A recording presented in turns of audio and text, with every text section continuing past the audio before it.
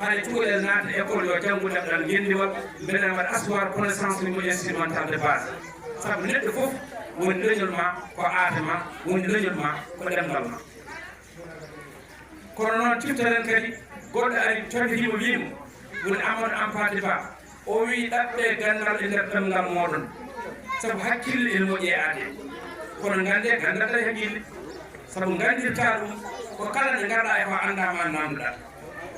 ɗemɗe gendiije meɗen mawninama no wowno mawninirede e kala lewru wiyetendu septembre ɗo wonno ñalawma de l'alphabétisation ha wonti yontere de l'alphabétisation caggal nde laamu ngu ari waɗi ɗum ko lewru de l'alphabétisation woni kala hitande so ari ha lewru ndu ene filtitima woni septembre ene rokke ndimagu ɗen ɗemɗe gendiije keptinaɗe e nder leydi Sénégal golle ɗe noon puɗɗima ñande 15 hawre altine e nder diwanuji ɗi fofo ko nonne kadi diwan mo Saint-Louis heedani hen caggal ha ɗon ɗo commune mo walalde ɗo ene e nder département mo Podor golle kewɗe ko ɗon mantina tawi ko fewte hebloji ko adi e ñallal ngal na ara 12 ɓen ɓe ganda kañumen goni dilloɓe e on fannu mbawde yomnede karalle jowitoɗe e gande ko fewte ɗemɗe gendiije ɗo walalde ɗo ene caggal noon enne goɗon heblo waɗama ñallal tawi ngal ɗon ñallal koye tawtorede hilifaɓe diwan o ene arde notitade golle payidinɗe Mamadou Moussa Ba correspondant 2K TV o heeɓi yewtidde e yogay mabɓe tawi ko arnoɓe tawtorede golle ɗene kam e hufannoɓe heblo ngo reportage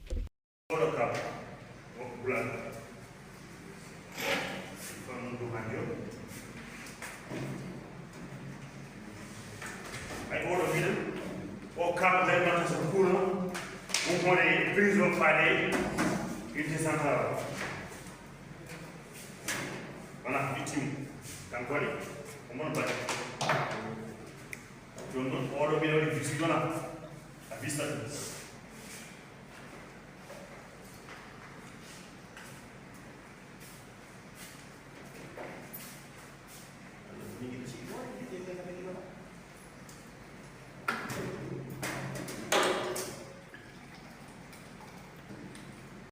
inde rewɓe walande inde sukaɓe walande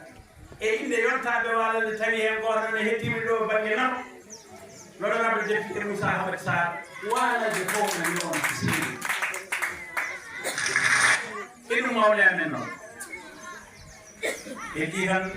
e jamanu hande o wonno aɗa fewjira jilloɗen ko so ɗo waɗama tawa jamanu kewɗoɗa tawa en ɗum soko tan en mbaɗiɗo jamanu kewɗo noon tawani en sangare bottaji yonti so wiyama ngari noroɗe haala yimɓeɓe noroyro olon en ko ɗum waɗi noon sono jii caliki holi yimɓe ko sahade ɗum waɗade ene nokkuɗo ɗum waɗaɗo heddono ko ni Allah haaji keewal ngal ɗo yimɓe ngal dañƴa walla ngal dañƴen jaggen hen ha tini ko ni Allah holliɗi o so ɗum ɗon ɓeni jangde ndi ko famɗa suura heewa lammini kadi jangde yewtiraji hen goto hankille ngal ɗon galle amen juurade mi wi paamede jangde pulaar nde won hande nde sifa mo sifi so tawi dilloɓe hen ɓe ɗalani hen haqqille sen ndentani ɗum ruttoto ko caggal hay ɗemngal ngal no haalirteni hande ko caɗele cukalel yiɗe wiide hoto reweyam wiye ruttoyam min cukalel yiɗe wiide hoto reweyam wiye ruttoyam wadde mo haalata ko ina weñci walla ne weñi e ko foti wonde enen nanoɓe pulaar tigui mi wimani ganda fof pulaar foti jiiɗa noon e gueɗe goɗɗe e gueɗe goɗɗe e gueɗe goɗɗe gueɗe goɗɗe leñol so ala ɗemgal muɗum won leñol mayde yimɓeɓe hande ɓuuri aɓirade koye ɗemɗe haade ɗemɗe ɓurɗe weebde ɗe tawi no kaaliɗa fof ina yaha cooma hen sarakullere seeɗa cooma hen pulaar seeɗa cooma hen sabatore seeɗa cooma hen farayte seeɗa cooma hen hay engele seeɗa honorable député Moussa Madiama Sarr mi calminima min beltanima min ñaganimama Allah moƴƴere no wawi somin noddima gama mbasa arde kono so tawi a ari a lorima min kadi ñalawma o ngar kadi a haali ma jooɗiɗo suusardi so ari e tawtanama ñalawma o kala jiirniɗo e tere walla yimɓe département Podor walla yimɓe réseaux sociaux ma andu ñalawma o noodi minen mi mbima seydi Sar Allah jarama a jarama min calmini délégation garɗo o fof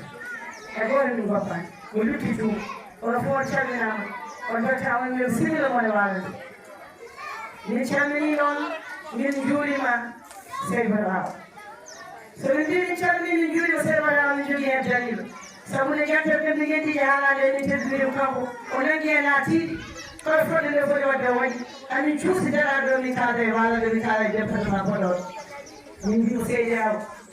ko jogui ko welo juɗɗo sabu so neɗɗo dañi ene bandu men e welo juɗɗo min dartinima ana min dartanmo min calminoo Dié Bou Fare o wiyata ko debbo Diamé Dié Bou Fare ba wiyama seydi Dieng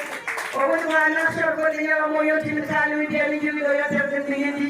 mi jiiɗi nanga hen junngo ma mi jiiɗi mbaɗa hen junngo ma o wi sallah jaɓi inchallah seydi Dieng mboɗo yeeso ma mboɗo caggal ma dañaako musma kadi ko wi ko waɗi ɗum o nangue ñalawma e ha wayno wayni min mbimo seydi Dieng Allah jarama o jarama kono min calmini représentant makko woni holon ko Thilo Aw sabu so yiɗi wadde Thilo nangani hen wayrano waɗi ni biyam la barba kadi ko noon Seymar Awne min calmini ɗum min calmini représentant makko woni Seydi Diop Seydi Diop kala ɗo ñalawma woni ko Seydi Diop nanguede ha tiiɗi min calmini min juuri moom kono kadi min calmini Hadji Abou Ibrahima sabu kala ko ma e lay wadde ko jawgal roji a salminama juural Seydi bandiraɓe département Podor Allah jarama on jarama yon bisimilla mon ɗo e walal bisimilla mon ɗo jeeyɗon bisimilla mon ɗo e wuro cosaan bisimilla mon ɗo ɗo jeeyɗon bisimilla mon ɗo e wuro cosaan eɗen pawa hen monsieur le maire de la commune woni le premier adjoint arɗo Amadou Guelaji Dieng eɗen calmina l'ensemble des notables wonɓe ɗo et particulièrement wonɓe représenté les parrains jagguɓe e ñalawmaji ɗi ha mbayniya eɗen teski hen Baba Sarr ko mawniraɗo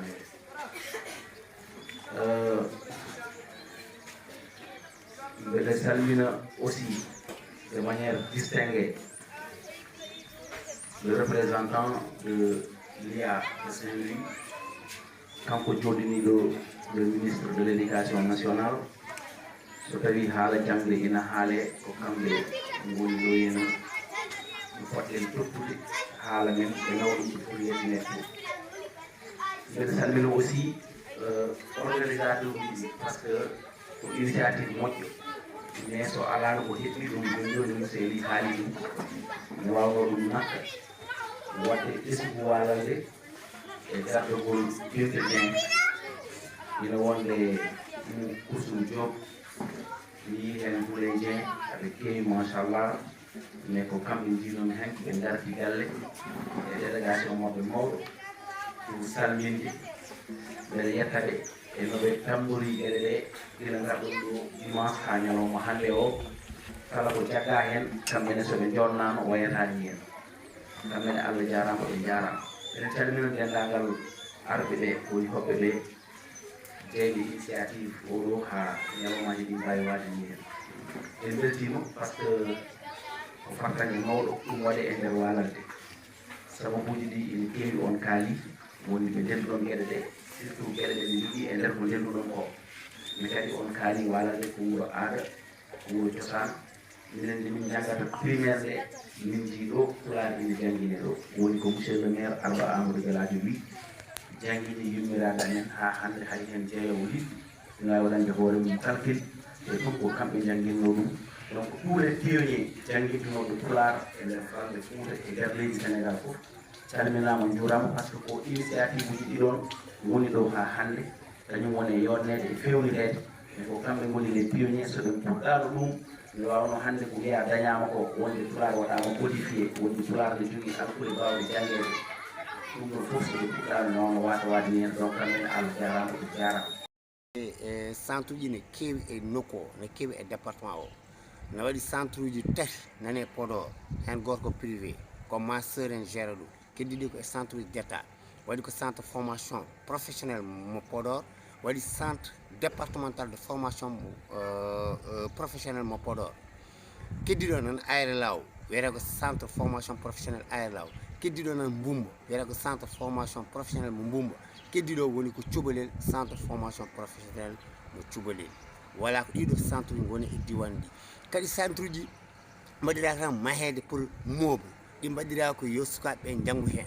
yo sukaɓeɓe gar jangga puisque hande o ko aduna meccal sa jangi ha a tampi a ala meccal bon wona zéro ni mais ne ɗiɓi hamnade sa wawi meccal ma noon ko quelque chose ko hunde nde ganduɗa ko gartam janggo puisque kala ɗo jaaɗa e aduna o namdeɗa holko mbawɗa ko mécanique mbawɗa ko tayiragal mbawɗa ko hen basorɗa daña ko mbawɗa yidde daña ko jiɗɗa ko janggo donc hande ko aduna meccal amin namni sukaɓeɓe kala mo janggani walla jangde mo woɗɗoyani au lieu ko jooɗoto e beddaji ko yo tinno yaaha janggoye meccal beele ko suka tan walla ko mawɗo foof ne yara hen ɗiɗo centre uji ngala âge an kadi sa jogui courage yidde janggoye tan ya aucun probléme aɗa wawi yaade jaaha janggoya ay waɗi yisɓe tawi comme no clé woni fi ɗon so ƴetta clé waccinira e radio on haala café on nayi ay koye kanko e keɗeɗe ay o suuri wiyete